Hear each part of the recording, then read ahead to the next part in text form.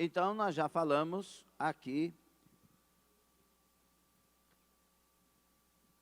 sobre os subtemas dentro da lição do trimestre: o avivamento espiritual, o avivamento no Antigo, o avivamento no Novo Testamento, o ministério avivado de Jesus, e agora vamos falar do avivamento na igreja.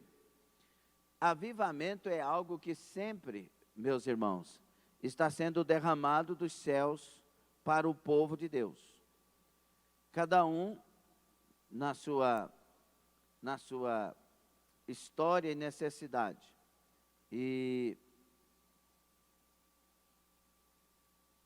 Ok? Agora vamos para a lição. E nós vamos ver que no Antigo Testamento, nós vimos, muitos avivamentos aconteceram, mas agora nós temos um avivamento diferente de todos, que é o avivamento que Jesus trouxe. Primeiro ele vem, paga o preço do nosso resgate, da nossa salvação, é assunto aos céus, e antes de ser assunto, ele diz ao seu povo, aos discípulos: vão para o cenáculo e permaneçam lá, até que do alto sejam revestidos de poder. E aí, ele retorna, ele volta, para o Pai, e os discípulos vão para o cenáculo. Naquele cenáculo, reunidos, permaneceram até que do alto foi derramado do Espírito Santo, cumprimento da promessa de Joel, que Deus usou Joel 2,17 por ali a seguir, para falar que ele derramaria do seu Espírito nos últimos dias. E todos ali que permaneceram foram cheios. Eu imagino aqueles que não foram, aqueles que não permaneceram. Os que não foram e não permaneceram, não receberam.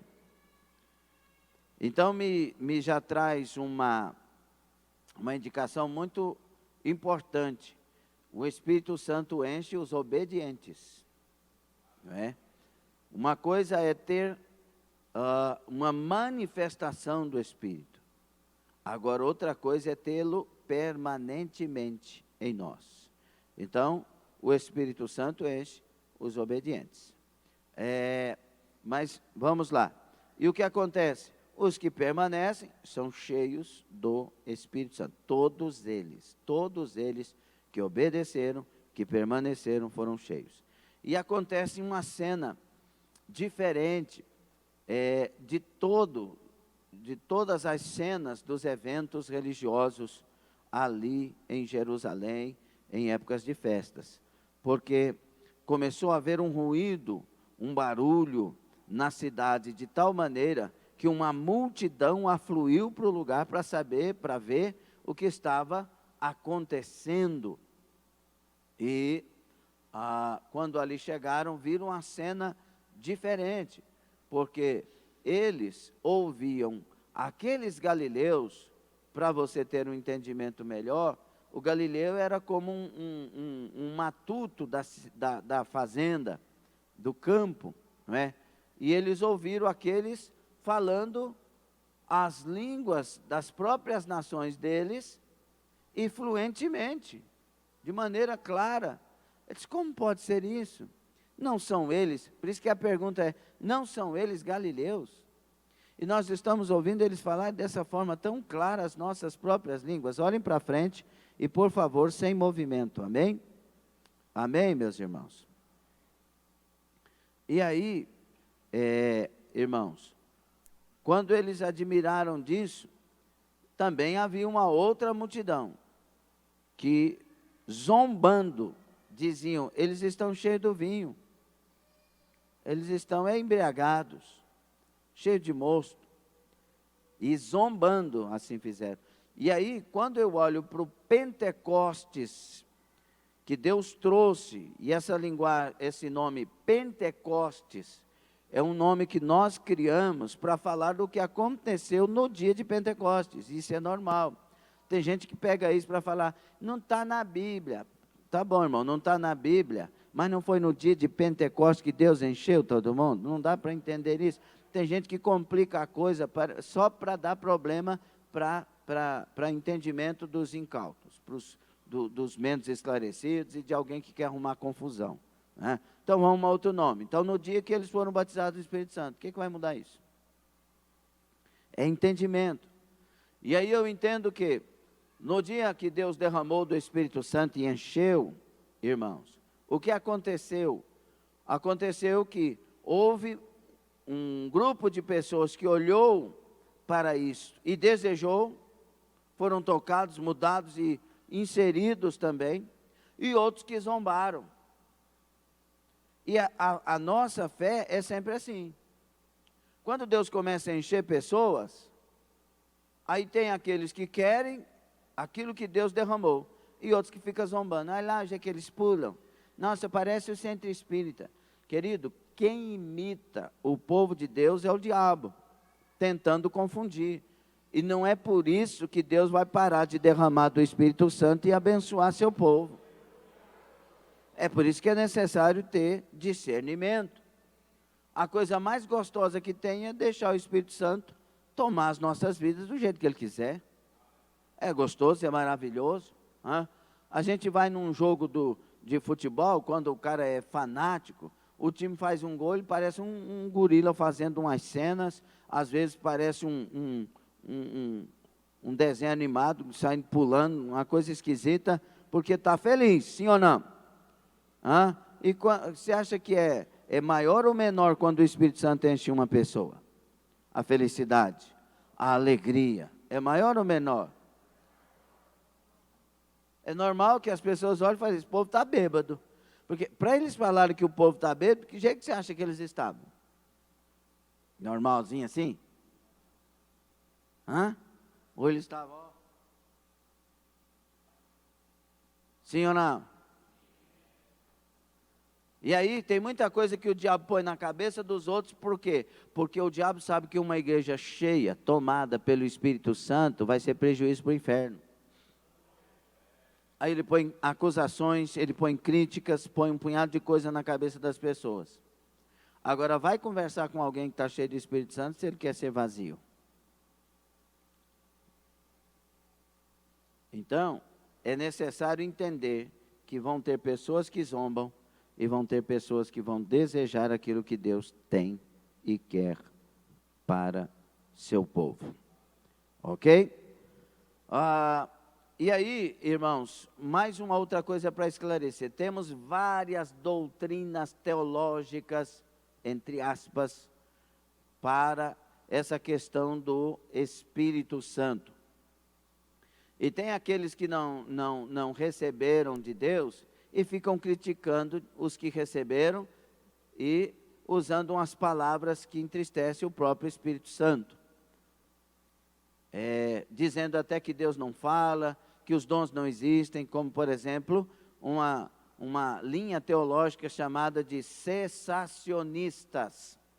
Os cessacionistas creem, defendem que os dons cessaram, que não existe mais, que foi só para o tempo dos apóstolos.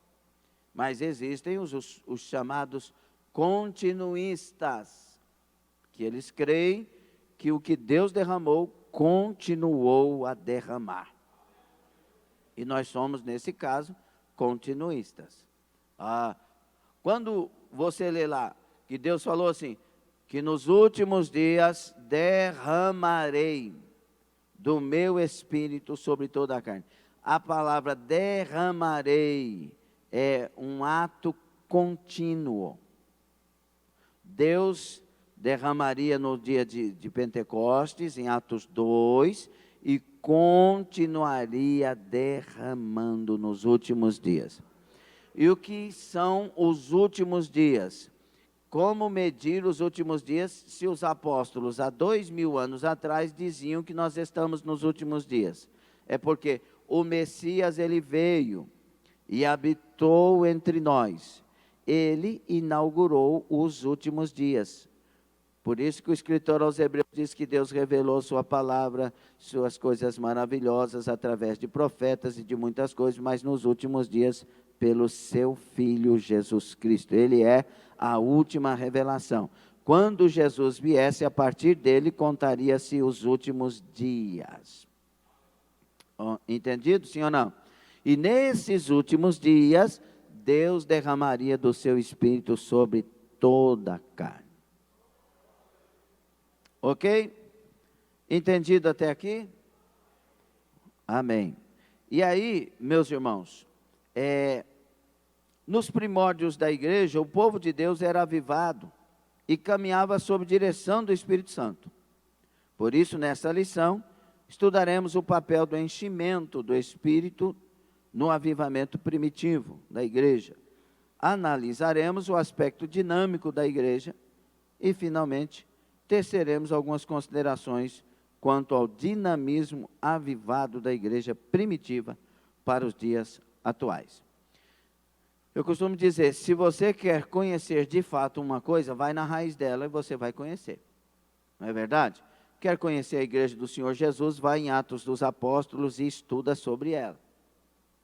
A Bíblia não é uma palavra que vence. A Bíblia é uma palavra a mais antiga, o mais antigo livro e o mais atual de todos eles. A Bíblia é uma palavra inerrante e ela é uma palavra para todos os tempos, inclusive ela é para a eternidade. Nós não seremos julgados pelas épocas, não, seremos julgados pela palavra de Deus. Não seremos julgados pela cultura, não seremos julgados pelo que os outros pensam, ou pelo que eu penso ou sabia. Não, seremos julgados pelo livro de Deus. Lá no céu tem a Bíblia Sagrada, nos seus originais, conforme a intenção do coração de Deus.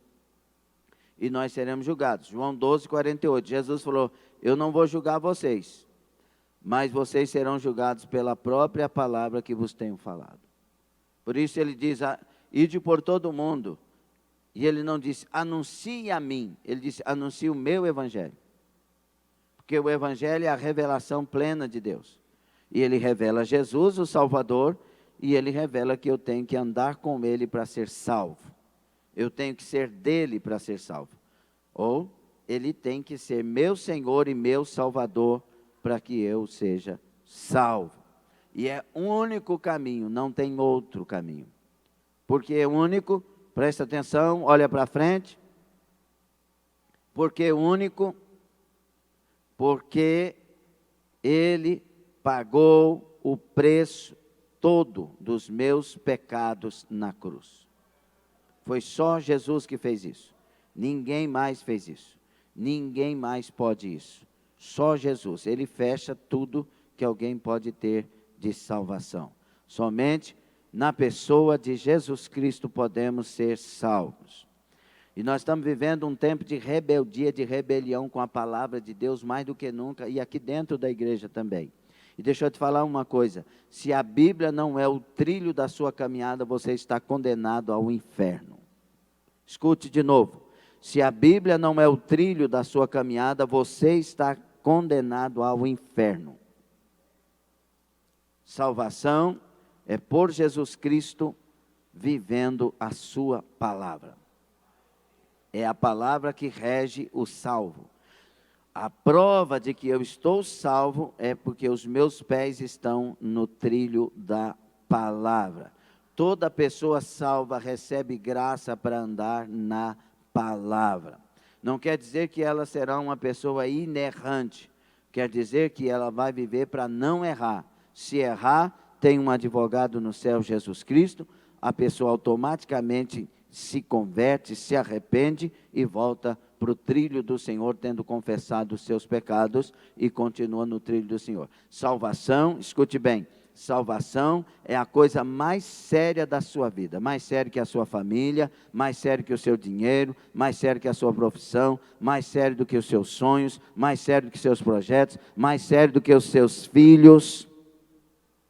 Salvação é tudo que você tem que primeiro se ligar, porque a vida pode ser arrancada agora. Nós podemos, qualquer um de nós, eu posso morrer agora.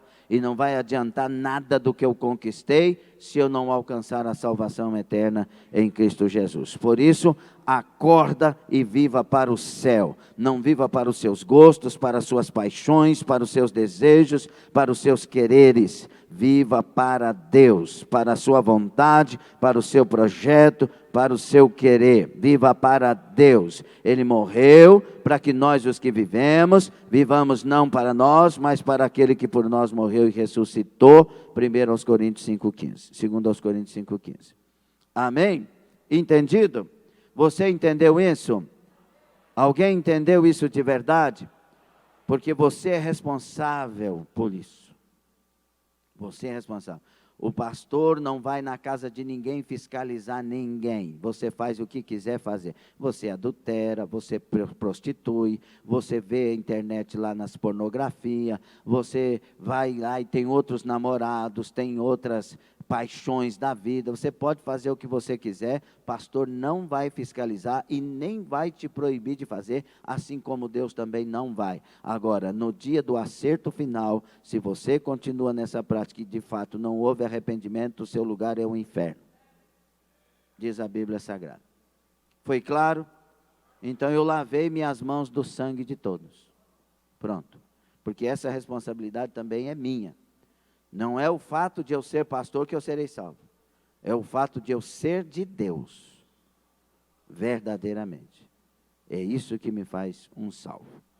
Essa igreja aqui não vai te salvar. Eu gosto dessa igreja porque ela é séria. Se você não é sério, não adiantou nada. Tem que ter aliança verdadeira, honesta com Deus. E você pode falar mal do pastor, falar mal de quem você quiser, você pode atingir os outros, falar mal de igreja, o tanto que você quiser. A verdade continua sendo a mesma. E pronto. Entende? Avivamento é quando a gente se enche de temor, conforme a campanha que a gente está fazendo, para viver para Deus de fato. O batismo no Espírito Santo e o público-alvo. Está seguindo aí na lição? O chamado abrangente de Jesus. Tem algumas condições para que esse chamado seja atendido.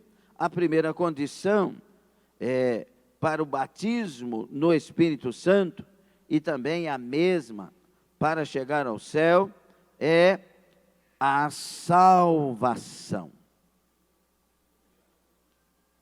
Nós, quando confessamos Jesus, ou de uma forma ou de outra, chegamos para Jesus, então, com arrependimento de pecado, e crer no quê? E crer no Evangelho. Isso aqui é importantíssimo. Jesus, quando começou a pregar, a primeira palavra que saiu da boca de Jesus foi: arrependei-vos, pois é chegado o reino de Deus. Só tem um jeito de ter o reino de Deus, pelo arrependimento. E não é o arrependimento primeiro dos pecados que eu cometi, não. É o arrependimento de ser uma pessoa pecadora. De ser uma pessoa voltada para o pecado. Tem gente que confessa pecado todo mês. Ou seja, arrependeu do pecado, mas não arrependeu de praticar o pecado. Primeiro é arrepender de ser praticante de pecado. E agora arrepender dos pecados que praticou. Por isso o reino de Deus é a partir daí. E sem arrependimento e fé, não há salvação. É necessário arrependimento e fé. Tem muita gente que foi convencido pelo que ouviu, mas ainda não encontrou Jesus. O diabo é convencido das verdades de Deus, mas não é arrependido e não é convertido. Não basta entender a verdade, tem que se render à verdade. Você está entendendo isso? Então, a primeira condição, salvação. Segunda condição, obediência. Nossa fé e nosso arrependimento tem que revelar em nós frutos dignos de alguém que encontrou Jesus. 1 de João 5, 2 a 4, diz assim: Nisto conhecemos que amamos os filhos de Deus, quando amamos a Deus e guardamos os seus mandamentos. O que é? Quando amamos. Porque esse é o amor de Deus, que guardemos os seus mandamentos. E os seus mandamentos não são pesados, porque todo o que é nascido de Deus vence o mundo. E essa é a vitória que vence o mundo, a nossa fé. Sabe quando a igreja se torna pesada, os mandamentos se tornam pesados, as características de um servo para você se tornam pesado? Quando você ainda não tem Jesus. Escute isso, quando você encontra Jesus, tudo é leve. O fardo dele vem para nós e o nosso vai para ele. O fardo dele é leve, o jugo é suave.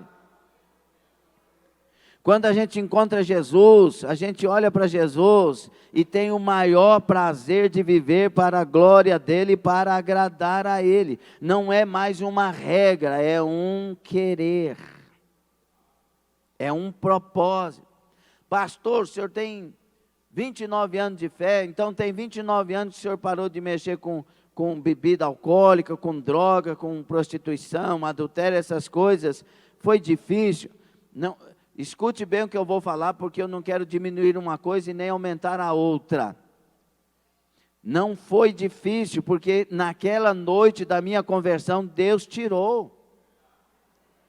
Não foi difícil, porque Ele arrancou. Não foi difícil, porque Ele colocou nojo no meu coração para aquelas coisas que eu não vivia um dia sem elas.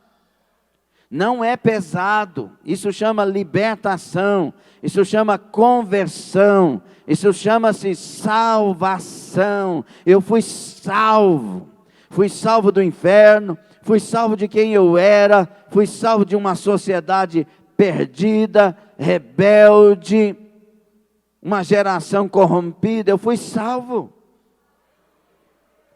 É uma obra de Deus, e a partir daí o prazer é obedecer. Então é necessário o encontro, é necessário um encontro com Deus. Isso faz a diferença. Então, eu tenho que ter salvação, e eu tenho que ter também essa coisa fundamental que é a vida de obediência a Deus. E na obediência o fruto aparece. Frutos de obediência. E aí vem a terceira condição: santificar-se. Vocês estão entendendo? Estão prestando atenção? Porque eu estou vendo que o diabo está tomando a mente de pessoas. Tem gente que ainda não entendeu como diziam os antigos, patavina nenhum, que eu não sei nem o que é patavina.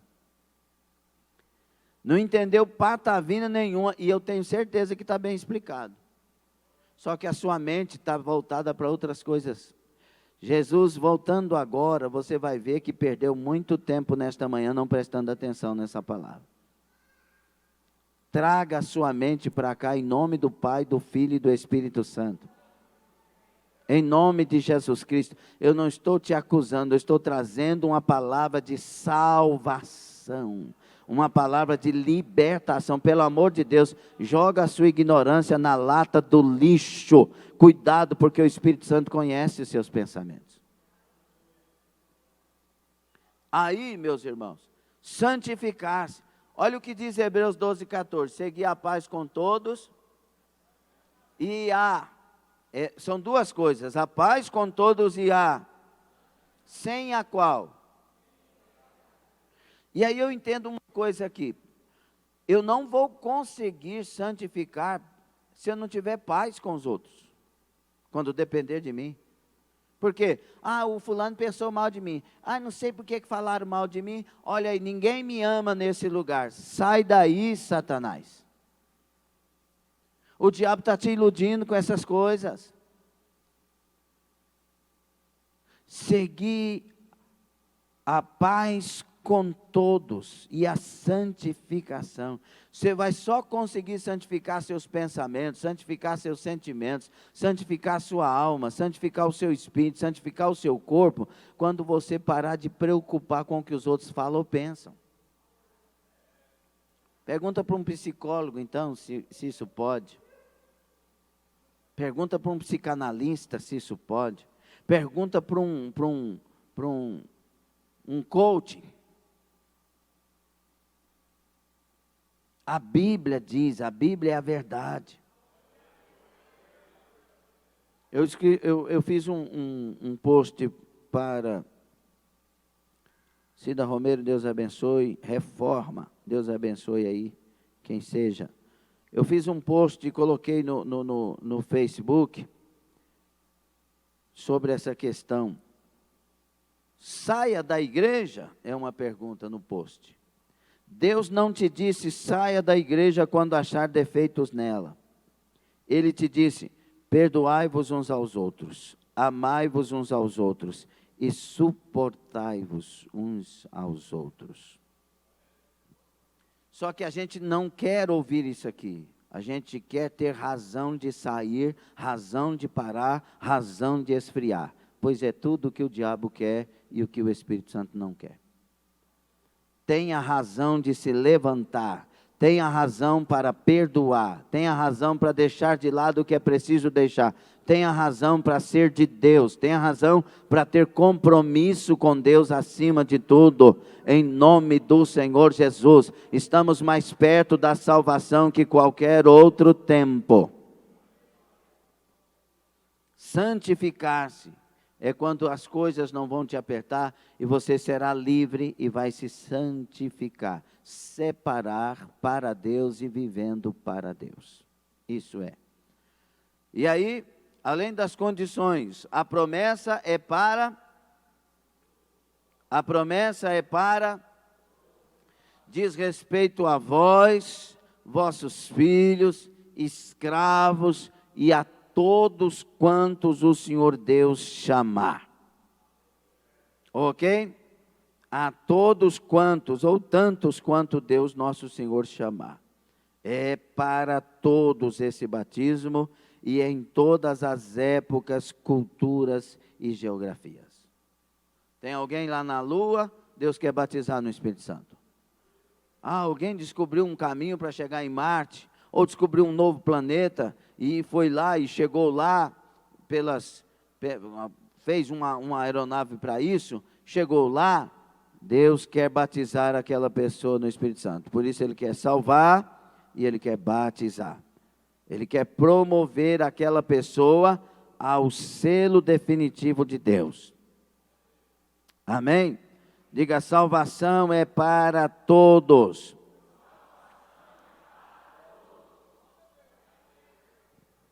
Glória a Deus. Deus derramou lá no cenáculo e continuou derramando. Atos 2, todos foram cheios. Atos 4:31, o lugar onde eles estavam tremeu quando eles oraram e todos foram cheios do Espírito Santo. Quando os discípulos chegavam em algum lugar e descobriam que os outros não tinham recebido, mandava chamar Pedro, mandava chamar um discípulo para que eles fossem batizados no Espírito Santo. Paulo chegou no lugar, vocês já receberam o batismo no Espírito Santo? Não, o de João. Vocês nem ouviram falar disso? Não ouvimos falar. Falou do Espírito Santo e os efésios foram cheios, todos eles foram cheios e falaram em línguas estranhas. Pedro chegou na casa de Cornélio, falou de Jesus Cristo e o Espírito caiu sobre eles e todos foram cheios do Espírito Santo. O Espírito está derramando sobre todos e quer encher todos. O engano dos cessacionistas. O cessacionismo é uma corrente da teologia reformada, eu falei um pouquinho, e de algumas igrejas históricas que afirma que os dons espirituais cessaram na vida da igreja. Segundo essa corrente, o batismo no Espírito Santo e os dons espirituais eram apenas para os dias apostólicos. Há uma ginástica de interpretação bíblica para justificar essa intervencionice ou invencionice histórica. Há outros ainda que, seguindo Seus teólogos afirmam que o batismo no Espírito Santo é a própria conversão. Isso aqui é muito falado também por estes que rejeitam que o Espírito Santo é para todos em todos os tempos. Não, quando você aceita Jesus, o Espírito já está em você. Está mesmo, de fato. Quando uma pessoa aceita Jesus, foi porque o Espírito Santo a convenceu e ela ali levantou sua mão como uma atitude de fé, aceitando esse convencer do Espírito, dando uma resposta de fé. Só que isso é uma coisa, depois tem o batismo no Espírito Santo. Os discípulos, em João 20, receberam o Espírito Santo. Quando Jesus passou pela parede, não é? Ressurreto, passou portas fechadas, e ele passou pela parede, entrou no meio daquela reunião e diz: Pai seja com todos. E eles maravilharam, e Jesus disse: recebei o Espírito Santo. E o texto diz que ele soprou sobre eles o Espírito Santo. E todos ali receberam o Espírito Santo. Só que quando Jesus estava sendo assunto, vão para Jerusalém, os mesmos. Vão para Jerusalém, permaneçam lá, até que do alto vocês sejam revestidos de poder. Agora é o batismo no Espírito Santo. Primeiro receberam o Espírito, agora vão receber o batismo no Espírito Santo. E a Bíblia diz que eles permaneceram ali, tendo recebido o sopro do Espírito, oraram até o 10º dia, e no 10º dia todos foram cheios do Espírito Santo. Agora eu faço uma pergunta: se eles foram cheios, estavam vazios ou cheios? Vazios, porque foram cheios. O Espírito os encheu no revestimento. Sabe por que tem gente fraca? Porque está vazia. Tem que se encher do Espírito Santo. Por isso Paulo, em Efésios 5,18, ele vai dizer: não vos embriagueis com vinho, no qual há dissolução, mas enchei-vos do Espírito Santo. Ele falou isso para uma igreja de salvos. Escute isso, por gentileza. Ele falou isso para uma igreja de salvos. Ele escreveu aos Efésios: enchei-vos do Espírito Santo. Então uma coisa é uma coisa, outra coisa é outra coisa. Procure ser cheio do Espírito Santo urgentemente. Eles já sabiam pregar, os discípulos, já sabiam orar pelos enfermos. Eles fizeram isso na comissão dos 12, na comissão dos 70, mas agora era a hora de ser cheio do Espírito Santo, transbordar no Espírito Santo. Tem muito mais coisa para falar a respeito disso, mas a lição aqui tem outro segmento. Já estudamos em trimestres algumas coisas, É isso aí. Deu para entender sobre essa questão do cessacionismo e do continuismo? Sim ou não? Entenderam? Entenderam ou não, igreja? Amém? Então tá bom. O dinamismo da igreja apostólica. Então, primeiro, o batismo no Espírito Santo é um chamado para todo crente experimentar o dom celestial. Portanto, os cessacionistas estão equivocados, porque Deus nunca deixou de ser Deus. Irmãos, onde tem Deus, tem tudo de Deus. Não tem como você ter Deus e tirar um pouquinho dele. Deus é pleno, Deus é total, Deus é tudo de maravilhoso que Ele pode ser, em todo o tempo, em todas as estações, em todos os lugares. Ele é Deus. Não tire nada dele, você vai incorrer num muito grande erro. O dinamismo, então, da igreja apostólica. A igreja nasce... Você não está avivado, só 4 que respondeu, pelo amor de Deus. A igreja nasce avivada. Irmãos, eu vou pegar no seu pé o tanto que eu puder pegar. Se você ficar achando ruim, me tira daqui e me manda para outro lugar. Mas eu não vou me conformar com a igreja fria em lugar nenhum. Ou nós temos vida ou para com isso. Ou nós somos de Deus de verdade, tira essa cara morta da cara e se torna crente verdadeiro, ou para com isso. Ou eu sou de Deus ou eu sou uma farsa. Eu sou de Deus. Tem alguém que é de Deus aqui? Então, pelo amor de Deus, a frieza, show! Em nome de Jesus, nós somos de Deus.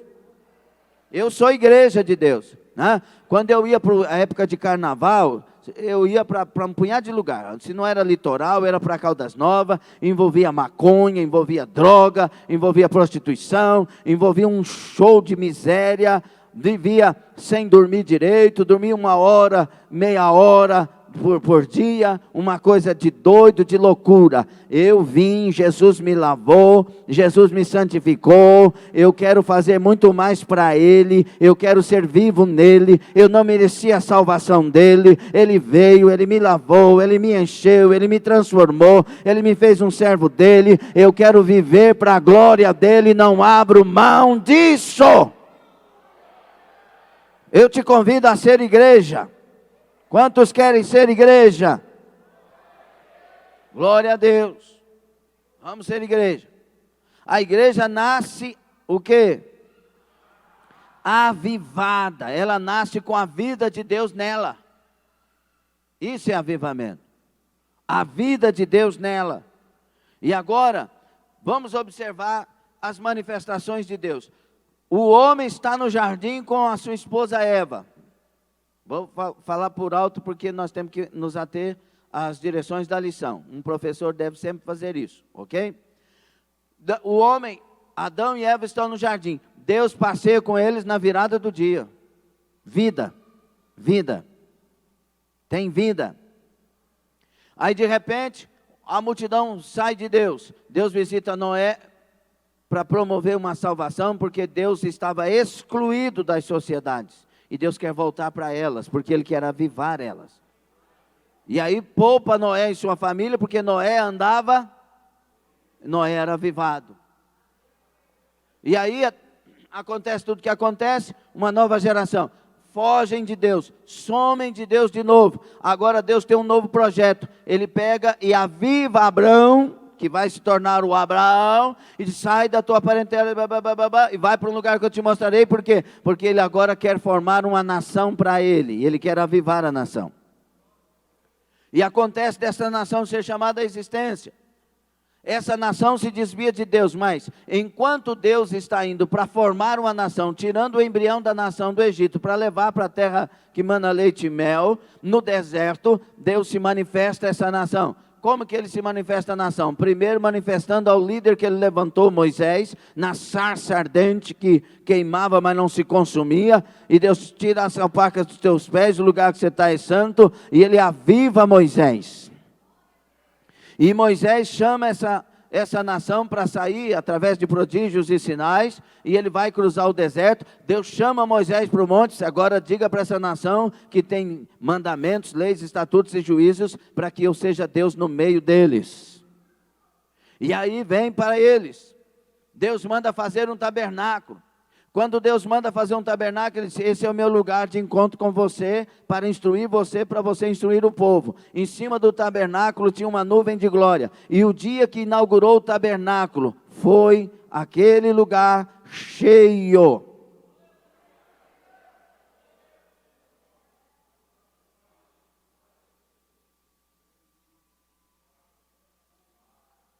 Porque Deus avivou.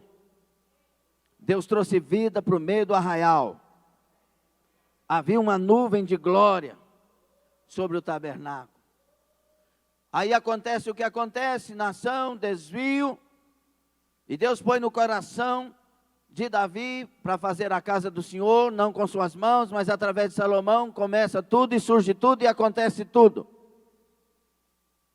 E de repente, o templo de Salomão, segundo Crônicas 7, 1-3, é inaugurado com a arca ali.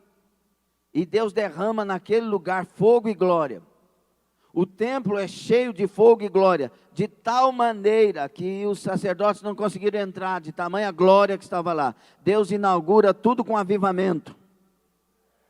Agora chegou a vez do povo de Deus reunido no cenáculo. Deus não vai encher o templo de Salomão ou de Herodes na época deles. Não, Deus vai encher agora eu como templo. Deus prepara a minha vida, Ele tira tudo que não presta, Ele me salva, Ele me lava, Ele me limpa, me redime, me faz um servo, e agora diz, eu vou avivar você. Você agora é o meu templo, é casa da minha morada. Eu quero te encher. Sabe por que você está vazio? Porque não está cheio. Sabe por que essas tantas partes de coisa ruim? Porque não está cheio. Deus te fez para ser cheio. Deus te fez para ser templo de habitação, de morada. O Espírito do Senhor quer te encher. O Espírito do Senhor, Ele quer chegar para você e dizer, deixa eu entrar, eu posso entrar, porque se eu entrar o pecado sai, se eu entrar a maldição sai, se eu entrar o vazio sai, se eu entrar as coisas loucas saem, se eu entrar você centra-se em uma vida de personalidade equilibrada e você agora se torna servo de Deus verdadeiramente.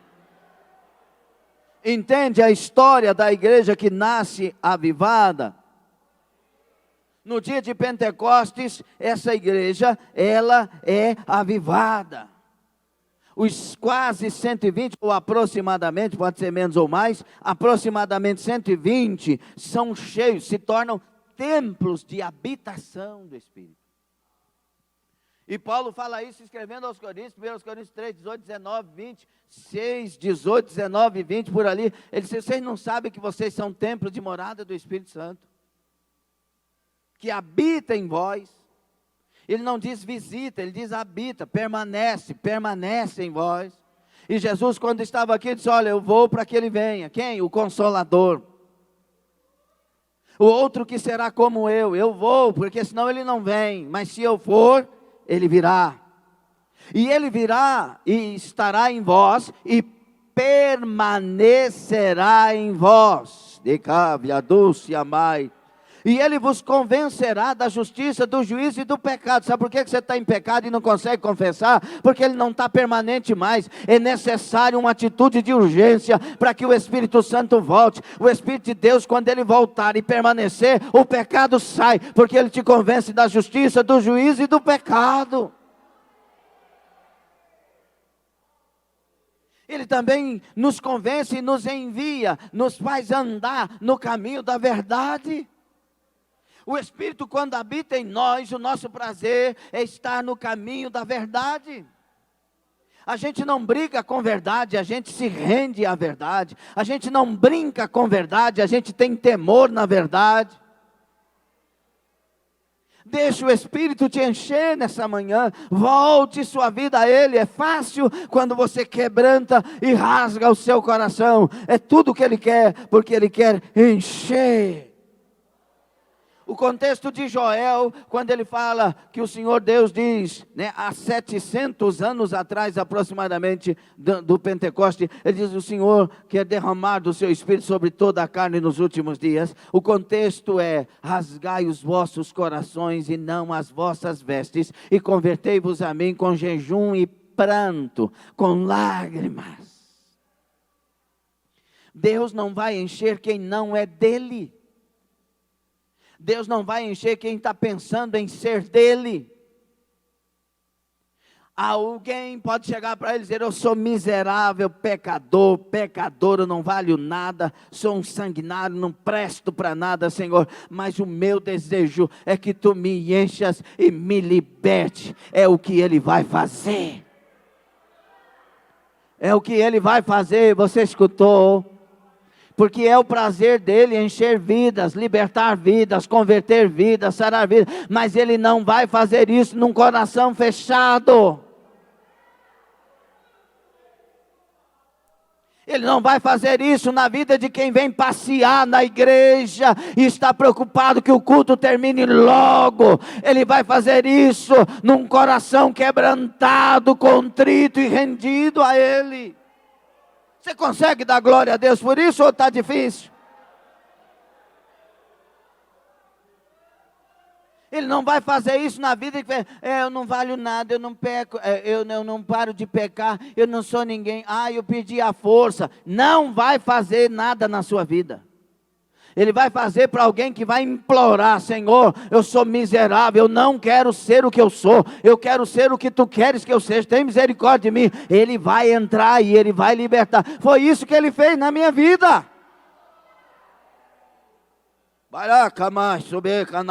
É hora de deixar de ser igreja gelada, é hora de deixar de ser igreja morna, igreja que vive dormindo. É hora de acordar, é hora de despertar. Não é hora de vir aqui no altar e aí pregar e mostrar que tem alguma coisa, mas aí no banco está morto, não consegue adorar a Deus. Não é assim, gente, não é assim. Nós não somos profissionais, nós somos adoradores, nós somos servos de Deus, nós representamos papéis, mas legitimamente somos servos, somos filhos, somos amigos de Deus, comprados por Ele.